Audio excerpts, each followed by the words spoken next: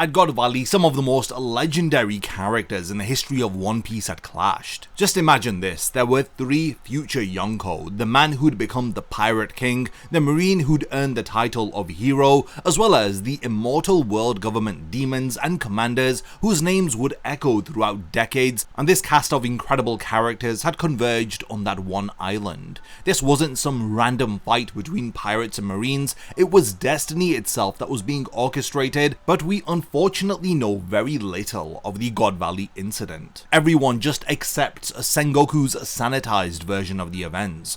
Garp and Roger defeated Rocks, end of story. But really, was that what had happened? We're supposed to believe that's the complete picture when the world government has a track record of burying inconvenient truths deeper than the Void Century itself. In this video, I want to determine who was the strongest at God Valley. Is it some of the characters that I've mentioned, or is it someone else that is totally unexpected? Was Rocks really that strong that he needed both Roger and Garp to team up in order to defeat him? The God Valley incident had made Rock disappear from the public consciousness so thoroughly that even seasoned Marines don't know who he was. A lot of people have theorized that this is because the world government wants to suppress the history of events that had unfolded on the island. The recent revelation that God Valley hosted a native hunting competition had completely demolished the original narrative that Sengoku had shared.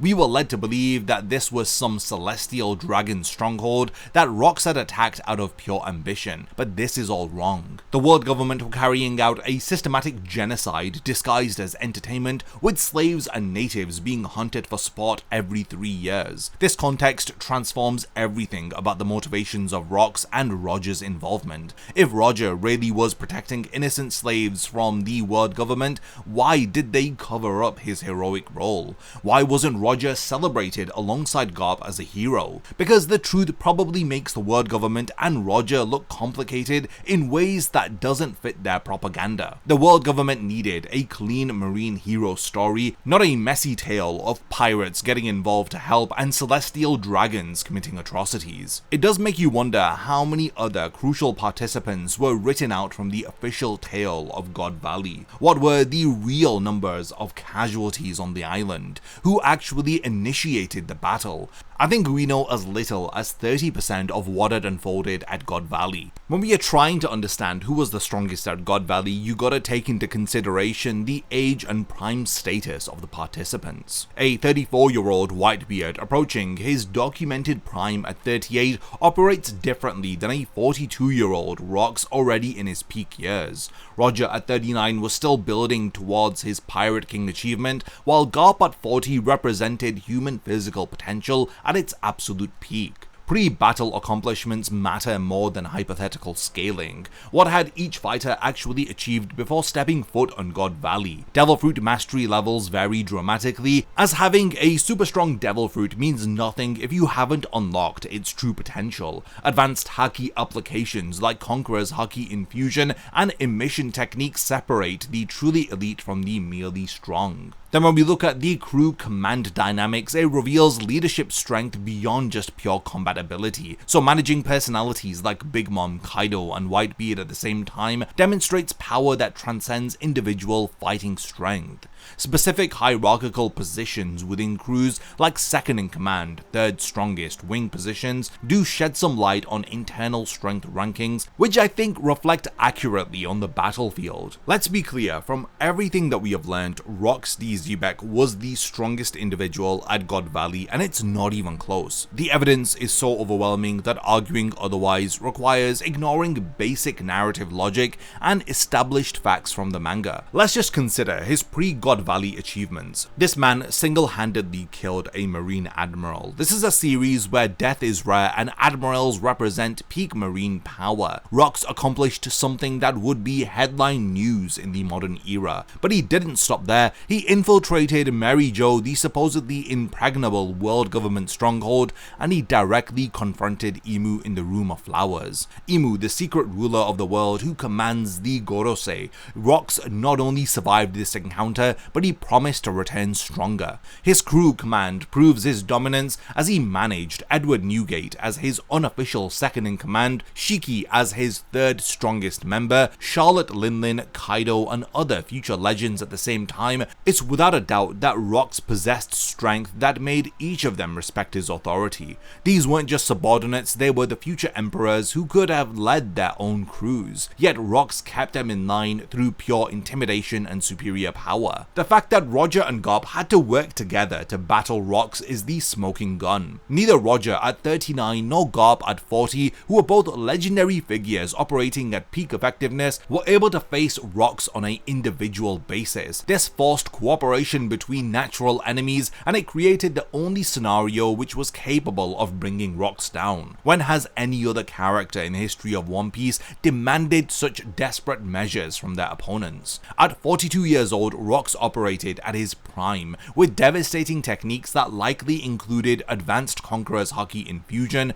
Recent manga revelations suggest he possessed either the Opi Opi no Mi because he makes a similar hand gesture to Law, or it could be that he was just asking two questions in that particular manga panel, or another top tier Devil Fruit ability that enhanced his already monstrous natural strength. His ambition to become king of the world wasn't empty boasting, it was a realistic goal that was backed by his terrifying power. And then remember, the world government had an extreme response to Rocks as they completely erased him from history. This proves how dangerous that they had considered him to be. Roger and Garp, who occupy the second tier of the strongest at God Valley, not because they are weak, but because Rocks was that overwhelmingly strong. Both of them were able to achieve legendary status, but from different paths. Roger's strength came from supreme Haki mastery without relying on Devil Fruit powers. His advanced Conqueror's infusion, demonstrated through techniques like Divine Departure and Aramitama, could clash evenly with Whitebeard's earthquake abilities, and this is just by using pure willpower. At the age of 39, Roger was still building towards his ultimate Pirate King achievement,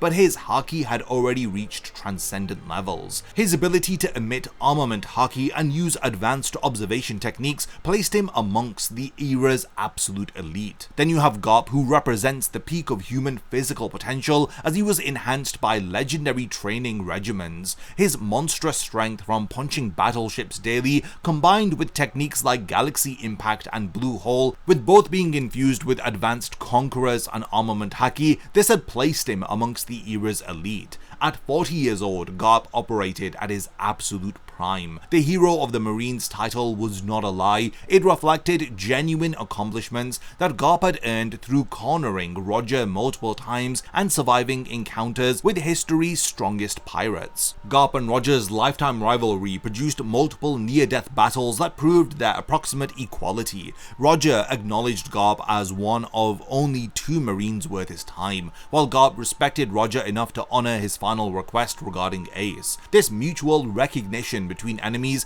carries more weight than any official ranking. Their combined Haki mastery and complementary fighting styles created the only team-up that was capable of matching Rocks, proving that sometimes even the strongest must unite in order to overcome a true monster. Whitebeard at God Valley was 34 years old. He was close to his future world's strongest man status, but he hadn't quite achieved it yet. Historical records indicate that Whitebeard reached his true prime at 38, 4 years after the events of God Valley. His potential as unofficial second-in-command of the Rocks pirates reflects his strength within the crew hierarchy, managing to serve under Rocks while maintaining enough independence as he eventually did break away from the Rocks pirates, which required power. His Tremor Devil Fruit mastery was already devastating at this point as he was capable of generating world-destroying earthquakes, but he lacked the refined control that he'd later demonstrate against the Marines at Marineford.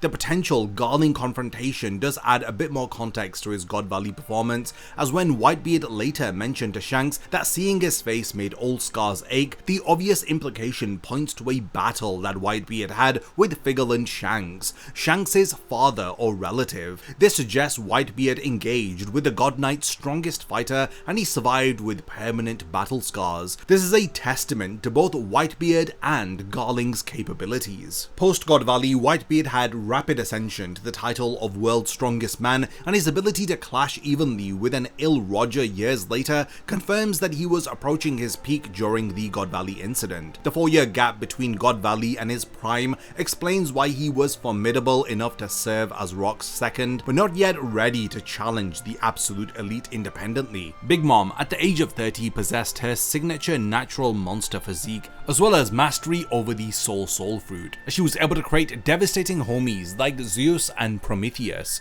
Her successful acquisition of Kaido's Dragon Fruit during the Battle Chaos demonstrates both combat awareness and opportunistic intelligence that would later define her Emperor status. Within the Rocks Pirates hierarchy, she held significant influence while still developing her peak strength. However, her focus during God Valley seemed split between direct combat and treasure acquisition. This approach makes sense given her long-term goals, but suggests that she wasn't operating at her full capacity. Her later conflicts with Roger, where she consistently lost their encounters, supports the assessment that she was still developing her peak strength during the God Valley period. Then you have Shiki, the Golden Lion, who commanded the era's largest pirate fleet, and he possessed devastating environmental control through his Float Fruit. As the confirmed third strongest member of the Rocks Pirates, his position in the crew hierarchy reflects genuine elite status. His supreme grade dual swords and his tactical brilliance make him formidable, but at 33 to 35 years old, he hadn't yet achieved his later prime when he would challenge Roger to legendary battles, and he nearly succeeded. Post-God Valley, Shiki became Roger's primary rival, and he was the first successful inmate to escape from Impel Down. This proves that his strength was still ascending at God Valley. The Golden Lion, who would later require both Garp and Sengoku to defeat him, was a more refined version than the one present at God Valley. Then you have Buckingham Stussy. She is a very overlooked member of the Rocks Pirates whose presence at God Valley confirms the crew's depth beyond its most famous names. Her survival and later activities, including her connection to Miss Buckin and potential relationship with Weevil, suggests that she possessed enough strength in order to establish her own operations after God Valley. Both Big Mom and Shiki represent the fascinating paradox of the fighters at God Valley, who were already incredibly strong but still years away from their peak. Then we have the world government forces, with Saint Figarland Garling emerging as the most interesting government representative through his dual role as God Valley's champion and the current member of the Gorosei. As Supreme Commander of the God Knights, Garling led the world government's elite military unit specifically deployed when standard marine forces proved to be insufficient. With the theories that he was responsible for the scars that Whitebeard had received definitely boosts his combat status, and honestly, this is a character that I'm looking forward to seeing the most when we eventually get that God Valley flashback. Now, J. Garcia Saturn's confirmed presence at God Valley combined with his apparent immortality creates some interesting questions about the involvement of the Five Elders. His unchanged appearance across 38 years supports theories about the Gorosei being immortal. Saturn demonstrated a lot of power on Egghead Island, including regeneration abilities and devastating eye attacks.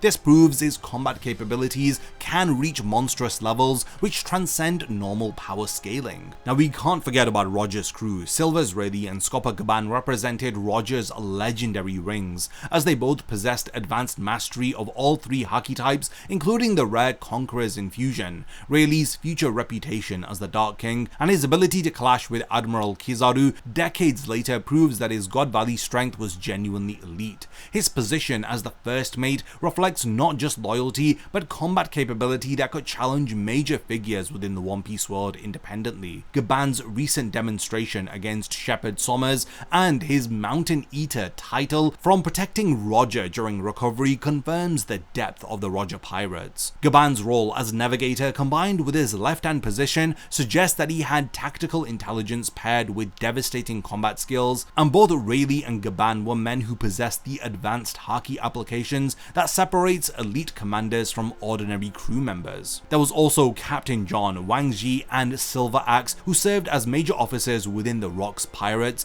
each commanding enough respect to later establish independent crews. clues. John's treasure became legendary enough to inspire decades of searching, while Wang Zhi's later rule of Hachinozu proves his leadership capabilities, and then you have Silver's axe, whose documented rivalry with Shiki suggests near equal strength within the crew hierarchy, thus making him potentially the 4th or 5th strongest Rocks pirate. Gloriosa's documented clash with Roger during the incident provides the most concrete evidence of cross-crew engagement. The fact that she survived God Valley and returned to Amazon Lily as a leader confirms her competence and that she must have genuine compatibility. Kuzan's presence as Garp's student adds another layer to the Marine Force's composition, as at this point he was already surpassing standard Marine training and he was learning Garp's battleship punching techniques. The future Admiral's early development here suggests that he contributed meaningfully to the Marines' efforts at God Valley despite his youth. Then you have Bogart's consistent presence as Garp's right-hand man for at least 38 years. This indicates loyalty and exceptional competence. His survival at God Valley and his continued service suggest that he possessed enough strength to be useful in legendary battles. Kaido is only 21 at God Valley, and it perfectly demonstrates the massive power gap between potential and current strength that defines several God Valley participants. The future strongest creature operated without his signature dragon fruit for most of the battle here, as he was battling with just his monstrous physique alone. His classification as the Rocks Pirate's apprentice, similar to Shanks and Buggy's role within Roger's crew, this is some realistic power scaling where even some of the most talented pirates of the modern era still needed time to develop here. One Piece. When he acquired the Uo Uo no Mi thanks to Big Mom, who had gifted it to him after she had stolen it from Ivankov, this is one of the most significant mid-battle power-ups in all of One Piece. Kaido's transformation from apprentice level to future Emperor potential occurred during the God Valley incident, as it fundamentally altered his capabilities and it created the life debt to Big Mom that would influence major political decisions for decades. Pre-Devil Fruit Kaido was essentially a very strong rookie among legends. Then we turn our attention towards Shanks, who was an infant during the God Valley incident. While he would later become a future emperor, at God Valley he was nothing but a helpless baby. It seems as though he was discovered in a treasure chest by Roger's crew, as this links his origin story directly to God Valley and the events that had unfolded there. During the incident, Bartholomew Kuma had acquired the Pawpaw Fruit, which enabled him to rescue 500 people. Now, from what we know about the God Valley incident, it seems as though the battle had reached a stalemate rather than one side dominating completely. The destruction on the island reached levels that literally erased it from existence. We're not sure if this was as a result of a elite technique or an ancient weapon being used or some other catastrophic force. Okay, after going over everything that we know about the God Valley incident, I've created a complete hierarchy of some power rankings of the individuals who were there. In the 6th tier, we have the post-Devil Fruit Kaido, who was transformed mid-battle, alongside Gloriosa, who was documented to have clashed with Roger, Kuzan, who was Garp's advanced student, and other significant participants who showed strength but lacked full development. Bogart represents competent support at the tier 6 level, so this is developing potential. At tier 5, here we have the high commanders like Silver's Rayleigh and Scopper Gaban with advanced conquerors infusion. Then we have Captain John, Wang Zhi and Silver Axe as major Rocks officers, alongside Buckingham Stussy, who rounds out this tier as a significant Rocks member capable of independent operations. In the 4th tier, we have elite specialists like Saint Figarland Garling, who represents the peak strength of the world government with his God Valley championship and the potential that he was responsible for Whitebeard's scars. Then we have the Gorosei member J. Garcia Saturn, whose powers and immortal status place him alongside Garling as elite government representatives. Then in the 3rd tier of strength at the God Valley incident, we have the future emperors. So this is Whitebeard, who leads this tier as the strongest Rocks subordinate and the unofficial second in command at the age of 34, as he was approaching his prime. Then we have Big Mom at the age of 30 and Shiki the Golden Lion, who was around 33 to 35, the 3rd strongest Rocks member. Both Big Mom and Whitebeard were destined for emperor status, but they had still not reached their peak at God Valley. The 2nd tier, we have the legendary elite. This consists of Gol D Roger, who at the age of 39 had supreme Haki mastery along with his divine departure technique. And tied alongside him at the 2nd tier is Monkey D. Garp at the age of 40, who had techniques like Galaxy Impact and Blue Hole. They're both at tier 2 through their forced partnership, which was needed in order to defeat the unstoppable Rocks. And now the number 1 tier, the legendary supreme pirate who is present at God Valley. You've guessed it, it was none other than Roxy Xebec, who stands alone at the peak. His required dual opposition from Roger and Garp, alongside before the battle, him having killed an admiral, and his confrontation with Emu, and him commanding over future emperors, and his prime status at the age of 42, all of this establishes Rox as the strongest individual at God Valley that we know of, based upon all of the information that we know of the incident. So yeah, this was my ranking of who was the strongest at God Valley. I cannot tell you how excited I am for Oda to finally drop that God Valley incident flashback. It's going to be one of the most iconic stories ever told within One Piece, and it's one that's the most highly anticipated amongst fans. Now we've reached the point of the video where I want to hand over the discussion to all of you. Do you agree with my ranking of the strongest individuals at God Valley? If there is anything that I've forgotten to mention, then let me know by continuing the discussion in the comments. And lastly, thank you for making it to the end of this one, and I cannot wait to see you in my next One Piece video. A massive thank you goes out to all of my amazing Patreon supporters for helping to make this video possible. If you also want to support the channel and see your name in the end of my videos, then check out my Patreon, which has loads of perks like early video access and so much more. Thank you for sticking around till the end of the video, and whatever you contribute will mean a lot to me.